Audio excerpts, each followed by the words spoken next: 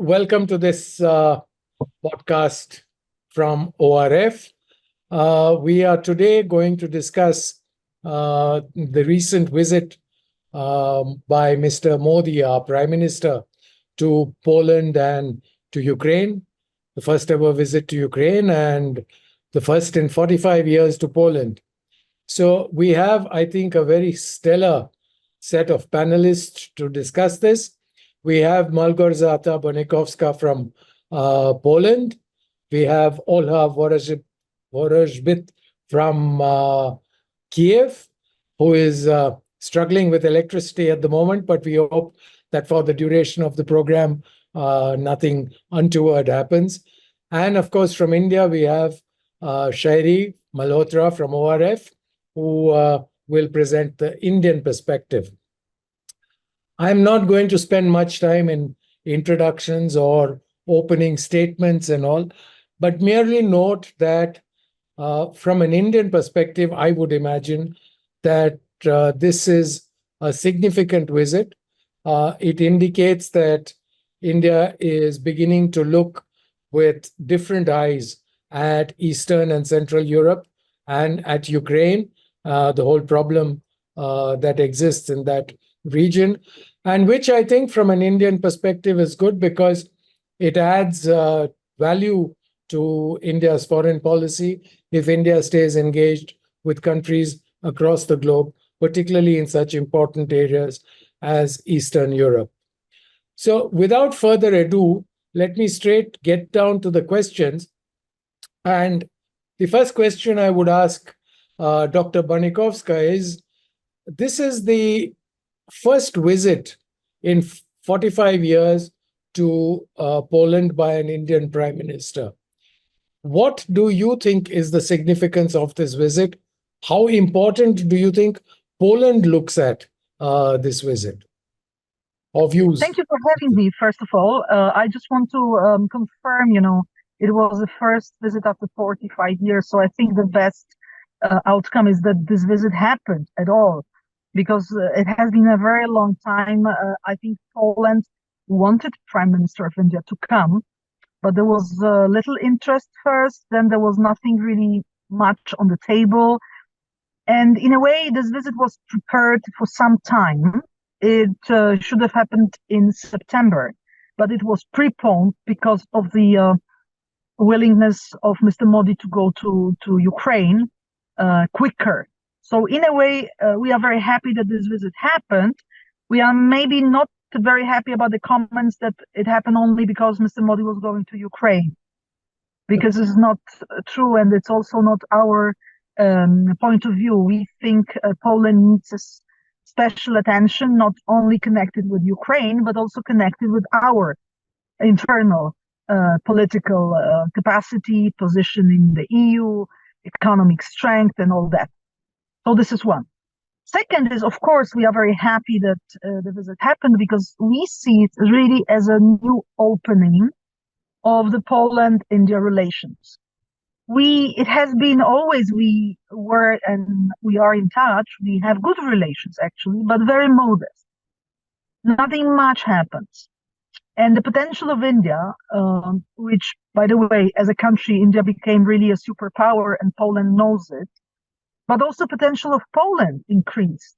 We are very proud of being the fifth, the capacity, the fifth EU country, the sixth largest EU economy, and also the key country at the eastern flank.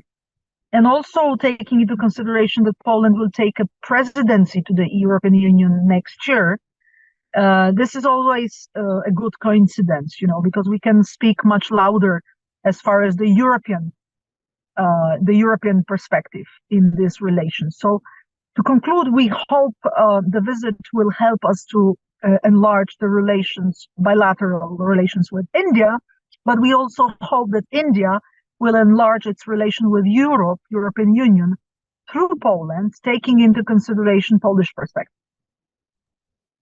Thank you so much. I think that provides a sort of a framework of India's relationship with Poland. And I can assure you, Prime Minister Modi was definitely keen on visiting Poland.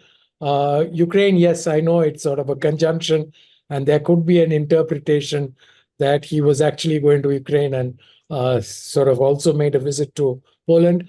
But I don't think that is right, because I think from an Indian perspective, Poland is an important growing country with growing influence, particularly in the European Union.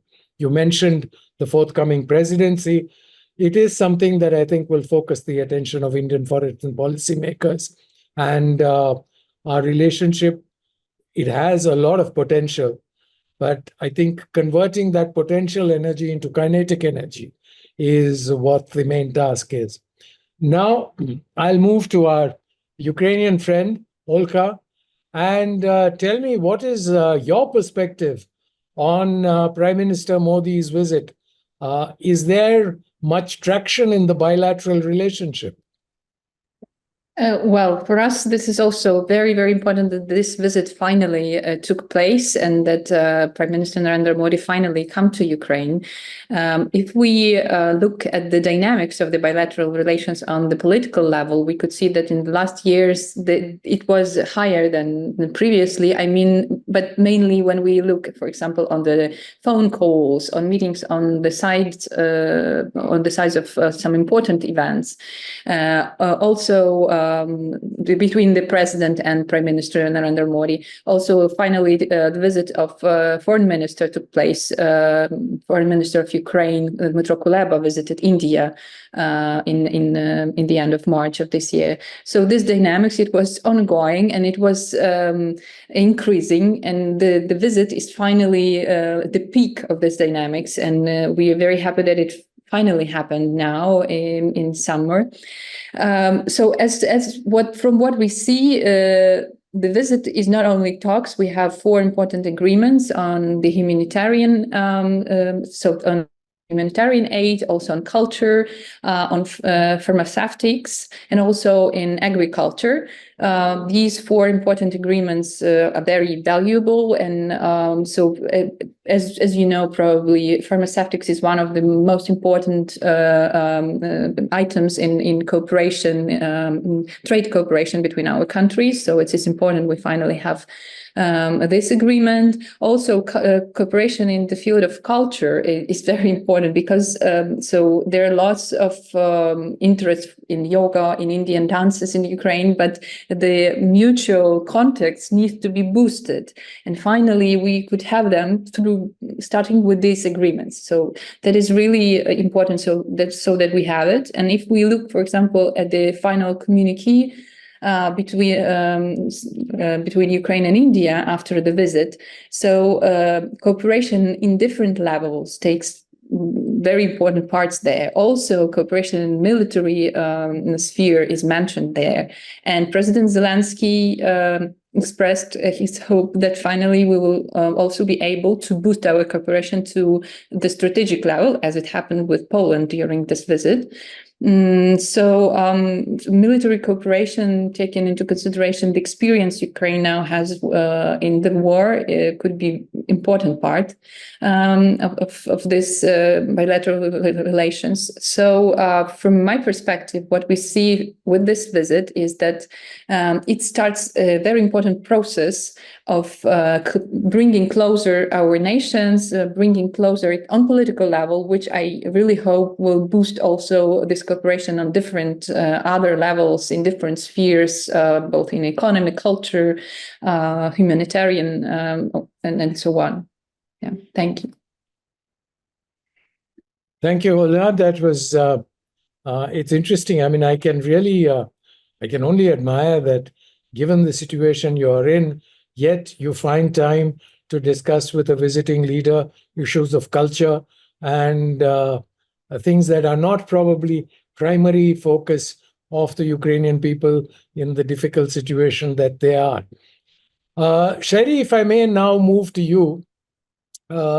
You've heard the perspective from Warsaw, the perspective from Kyiv on the visit by Prime Minister Modi. What is it that drove him to go there at all? Why do you think, what was the driver from an Indian foreign policy perspective that necessitated these trips to Warsaw and Kyiv? Thank you, sir. Well, let me just begin with Warsaw first. So, as you said, and as Dr. Bonikowska said as well, that this was the first visit by an Indian Prime Minister to Poland in 45 years. So, this was a long overdue visit to an important country and region that India has traditionally neglected. And we've seen throughout this war that Poland has emerged as a frontline state when it comes to European security. It's the key country on NATO's eastern flank. It's also likely that the future of European security and defense would be determined in Poland going forward. So, when Russia invaded Ukraine in February 2022, it was a sort of vindication of all that countries like Poland had been warning Europe about. And if you look at the state of affairs now, Poland spends 4% of its GDP on defense, which is the highest in Europe. It has very strong ties with the United States, and Poland will be integral to any peace process or solution to this war. So engaging with Poland after such a long time was very important for India, but also especially important at a time when Europe itself is changing. We've seen the kind of political turmoil that is ensuing in the traditional power hubs of Europe, France and Germany. In a sense, the center of gravity, the center of decision-making in Europe is increasingly shifting eastward. And I think over the years, there has been a growing appreciation in India of this fresh development in Europe. So deepening political, economic and security ties with the Central and Eastern European region, I think forms part of India's overall ramped up engagement with Europe, which I think in recent years has become a lot more imaginative. India has now gone beyond the traditional capitals of Paris, Berlin or London. We are engaging multiple countries, multiple sub-regions, including the Central and Eastern European region, of which Poland, as Dr. Bonikowska mentioned, is the largest economy. So this is also, of course, a part of the world that China has invested a lot in. It has a strong presence in the region through its 14+1 initiative, which was originally 17+1, but became 14+1 after the exit of the Baltic states. And India is now playing catch up in this region. So I think all in all, this visit was long overdue. Ties have been elevated to a strategic partnership level. So we now have an institutional structured mechanism to complement this relationship. And I think that will pave the way for more regular and substantial interactions to take place in the future.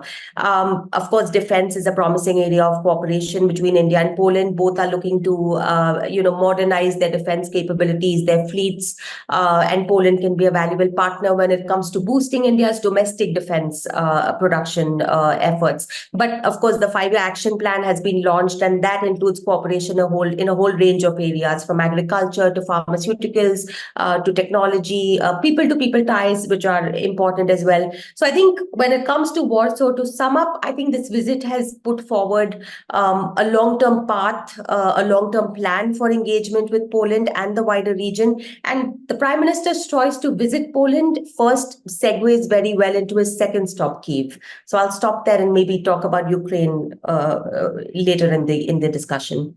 Shairee, thank you so much. That was really a genuinely comprehensive look at Indo-Polish relations. And that helps me now to move to my second question to Dr. Bonikowska. From a security perspective, do you think there is a future for Indo-Polish ties? Is there a security component that we could envision in this relationship? And how does Poland look at India's, what we call strategic autonomy, what the rest of the world probably sees as multi-alignment, where we have a good relationship with Russia, we have a good relationship with the United States. Hopefully, we are in the process of developing excellent ties with Poland. How does Poland react to this mix? Indeed, as for the first question, I would say the security domain will be the key domain between two countries, especially taking into consideration potential of our military industries. Poland hopes really to go back to the times where Poland and India were cooperating very deeply in the military sector. Taking into consideration Russia now is busy in Ukraine, and also Poland gave all our old weapons to Ukraine. We have knowledge and capacities to help India in servicing and in also bringing, knowledge concerning Indian military sector currently, especially these parts connected with post-Soviet Union technologies and weapons. In the same time, we offer a new bunch of solutions, drones and other stuff, which could be offered to India as new contracts. And I think we fit very well into the military needs of India right now. And we are very much aware that that's exactly what India wants. India wants to reduce its dependence on Russia, and it's very keen to buy from the Western suppliers, including Central and Eastern Europe. So we would like to be into this business. But also in a larger sense, I think generally Europe, not only Poland, but Europe and India, see that they are much closer than ever thinking about security, because the world is very much interconnected, and the situation in Ukraine and the situation in the Pacific are very much connected. When you look at the map, Poland has Russia as a neighbor, but Asian countries such as Japan has Russia as a neighbor as well, have Russia as a neighbor. So thinking about Russia in Europe, you have to think about Russia in Asia. And we believe that it is not in India's interest to see rapprochement between Russia and China. That's number one. Number two is that we believe that both Europe and India are actually at the same page as far as what world we would like to have. We don't want to have, again, another Cold War. We don't want, again, to have a bipolar division, right? It is not in interest of India. It is not in interest of Europe. So I think both Europe and India are in the same club of countries who want multilateral solutions, international law to be followed, international organizations to be strong. European Union itself is a very good example of multilateralism, and we believe that we are able to keep it. So I think India, we are not criticizing India's position to be a little bit with everyone and a little bit with no one. We understand it quite well, but in the same time, Europe wanting pretty much the same position. We are really seeing a little bit ourselves similarly, but in the same time, we are very deeply rooted with the Western values and system like democracy, rule of law, freedoms, pluralism. So I think India is in the same club with us. And as far as this perspective is concerned, we would expect India to take a more assertive stand vis-a-vis authoritarian regimes. And all these countries, not only Russia, but all these countries who violate international laws and use force to lead foreign policy. We don't think this is really something you want to accept. We say a very, with a louder voice that we are against this kind of policy making. And we just hope India sees this in the same way. Thank you so much. I'm particularly struck by the point that you make that we have many common shared foreign policy objectives, particularly the fact that we would like to see the growth of multilateralism. We don't want to see a bipolar world emerge. We would be more interested in what has now become a new sexy term, multipolarity. But I'm glad to know that in that sense, the new Europe and India are beginning to look at the world with very similar eyes. Of course, India has a slightly different view from Europe on Russia, but then that is partly probably, as you pointed out, probably because India does not have a border with Russia and India resides in a completely different continent. So it's in that sense removed from Russia. So our perspective on Russia is probably a little different. Now, if I may move to Olha before I come to Shairee with the final word. But Olha, there is, you spoke about the commonalities in bilateral relationships, about the economic engagement, particularly in pharmaceuticals, the cultural engagement. But from an Indian perspective, when Mr. Modi went to Kyiv, what dominated the minds of the Indian people, I mean, and that's truly much more than this bilateral aspect, was, will Mr. Modi be able to bring peace? Will Mr. Modi be able to raise this issue of ending the war in Ukraine? And how will Ukraine react to it? So tell me, do you think he sort of discussed this? And if there was a discussion on this, what is the Ukrainian perspective on his motivation of trying to be a mediator? Well, Ukraine welcomes all the attempts, yes, to bring peace, but this peace should be just and not taking our territory from us. Yes, so Ukraine needs just peace. This is the main issue. And of course, from our position and what we've suffered for this over 10 years, so because the war is ongoing already over 10 years, is that the aggressor, so the Russia, should be punished for what it did. Of course, we taking into consideration relationship between India and Russia. I, as a researcher, understand that it will not be in position of India at the moment, yes, to punish Putin and Russia, probably. Yet this is what Ukraine sees and what I, as a citizen, as a researcher, see. So it is very important that Narendra Modi, Prime Minister Narendra Modi, came to Ukraine with the questions of peace, and he was mentioning that, and that India is ready to join different peace initiatives, because as we have seen, so India does not present its initiative, but it is ready to join all other initiatives on peace. Also, what we've seen, and as Narendra Modi, together with President Zelensky, visited the place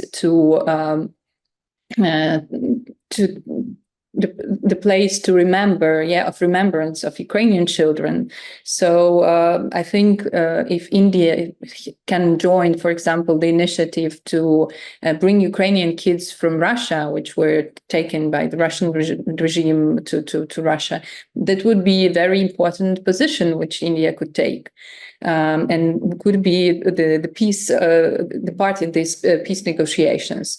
So the issue of peace is very important, and if India can help to achieve it, and we know from history that it has this experience, for example, during the Korean War, so that would be definitely very, very good engagement. And you've seen that President Zelensky said that he would like to hold the second peace summit in India. So, but India needs to join the communique. So now the question, if India joins this communique of the last peace summit.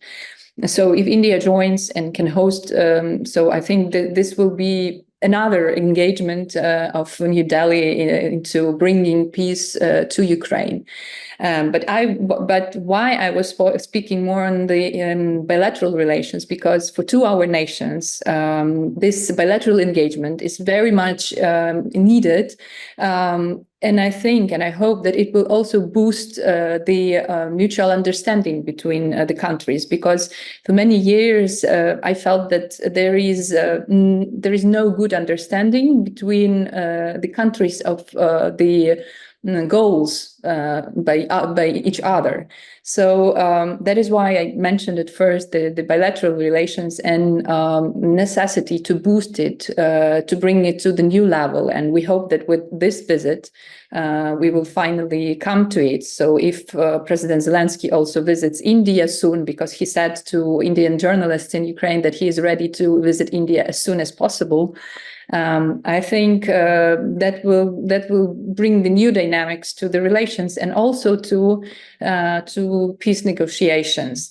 But you should understand that speaking about peace, we need to understand the goal of the aggressor. And it seems from as of now now that Russia doesn't want any peace negotiations, so it attacks. This is the second day. We had yesterday we had the biggest missile attack on Ukraine. This night we also had missile attack. So from the dynamics on the front line, we don't see that Russia wants peace negotiations. It wants just to exterminate Ukraine.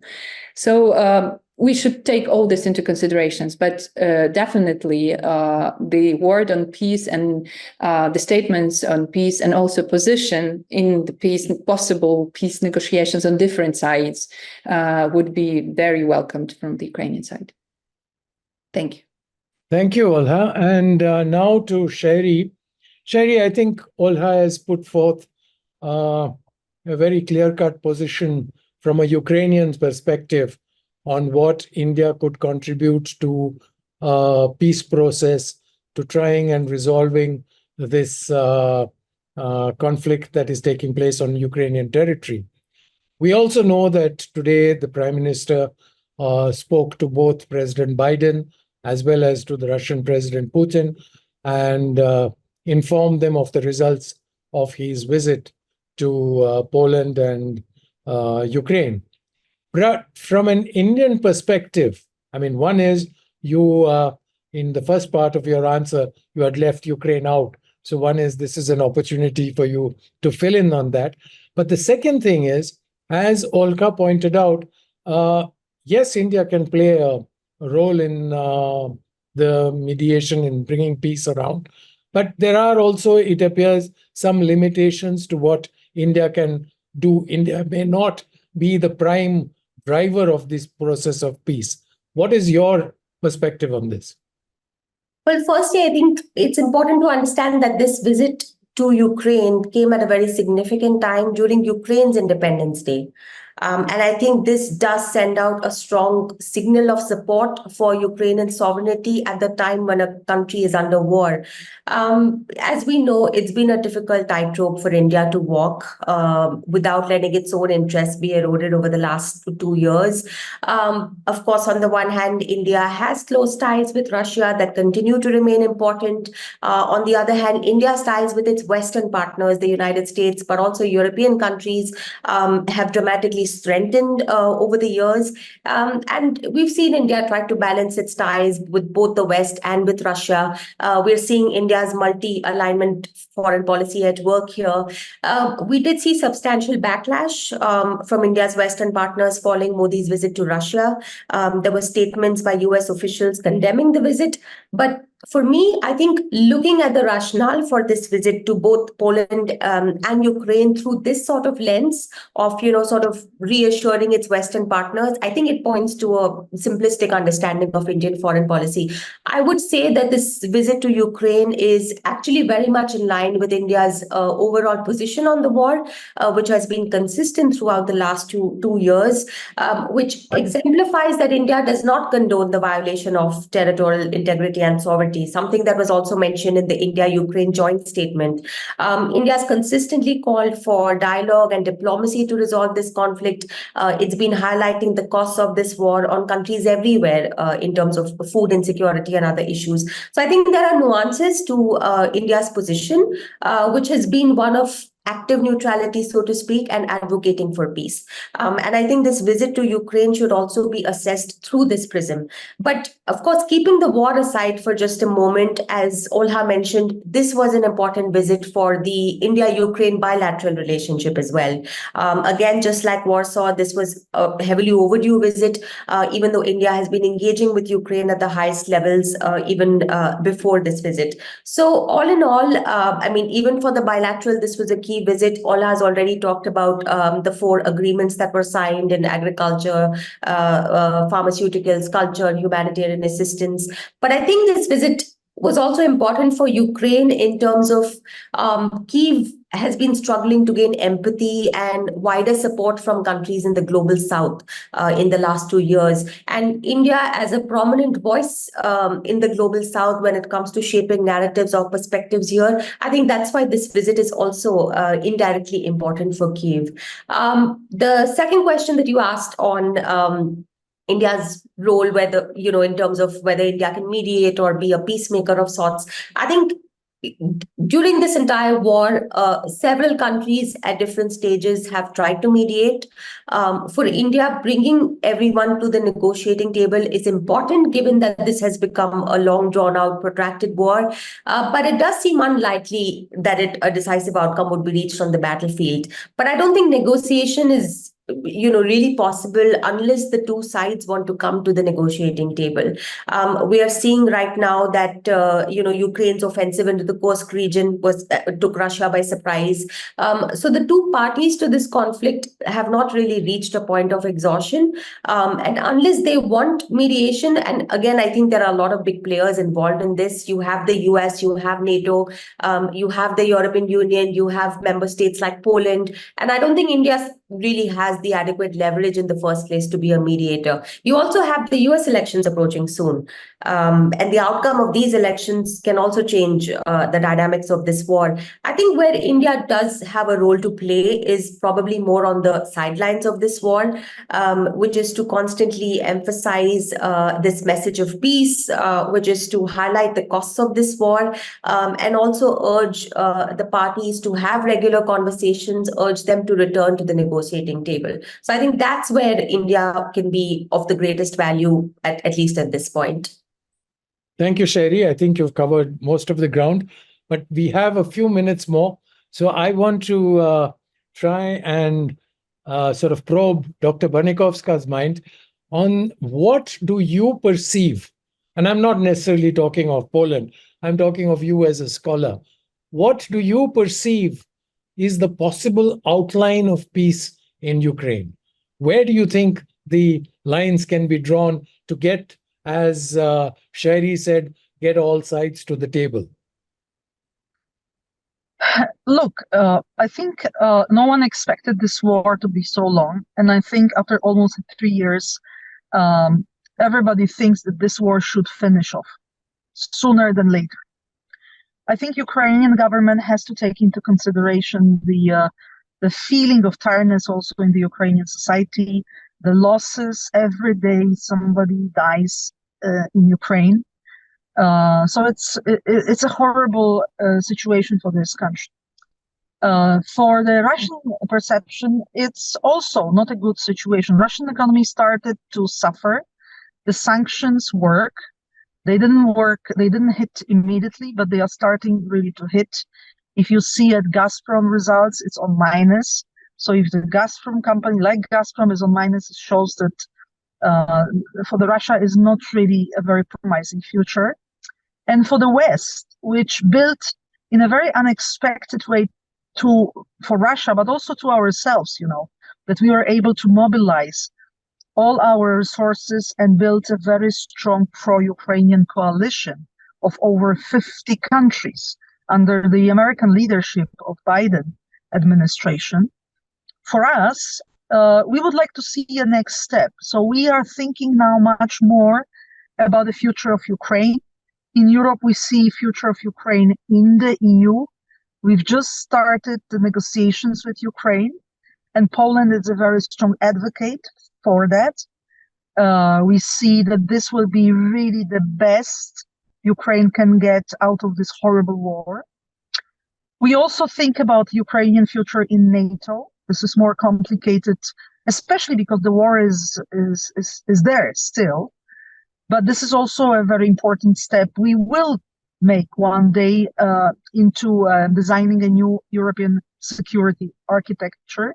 But all this pushes us into thinking about what next. So I think all the efforts, whoever wins in the United States, will be put on finding the ways to get closer to the end of this war. And as far as the concrete architecture of the peace, we stick with Ukraine. I mean, absolutely, there is no doubt. We think we cannot agree on a solution based on the fact that Russia will take Ukrainian territory, because it would mean that aggressive imperialistic policymaking brings results. And second thing is, we have to be sure Russia has a feeling of losing. because we also know from Russian history that if Russia loses, it's very good for Russia, actually, because this is one of the ways Russia can internally reform itself. So we do believe, yes, we want peace sooner than later, but definitely the conditions of peace depend on the mindset of Russian elites. And we believe they have to feel that they are not able to win, they are not able to get what they want, even if the details of the deal we cannot say right now, right? But I think for the Ukrainian side, it's very important that whatever will be the final decision concerning the end of the war, the perspective for Ukraine is in the EU and NATO. Thank you, Dr. Bonikowska. That is very enlightening. I mean, I'm glad I asked you that question because it does give me at least an understanding and a perspective that Europe has towards this conflict. But Olga, we have a couple of minutes left. Let me try and pose the same question to you. I know it's a difficult question for you to answer. It is probably far more difficult than for anybody else. But do you think there is a possibility of getting the Russians to the negotiating table? And do you have any apprehensions about the influence of the result of the presidential election in the United States on what will happen to the peace process? Well, we definitely have a lot of discussions on that, but we haven't mentioned in this discussion about peace negotiations recent Kursk operation that Ukraine is proceeding, and this operation, in case we have these peace negotiations, will definitely influence and will boost the position of Ukraine in these negotiations. So we have. This is the point which I would like to mention. And if we talk about Ukrainians themselves, because very important always speaking about the war to take the public opinion, because before the February 2022, no one believed that Ukraine will stay for so long as it stays. And this is the people of Ukraine that hold our country. So we hold our countries to stay strong. So as of now, I have just checked the opinion polls. So 44% of Ukrainians say they are ready for negotiations, but most of them, so over 90%, are not ready to give any part of Ukraine as a negotiating peace. Yes, so the territory of Ukraine should be as it is after the negotiations, as it is from the 1991.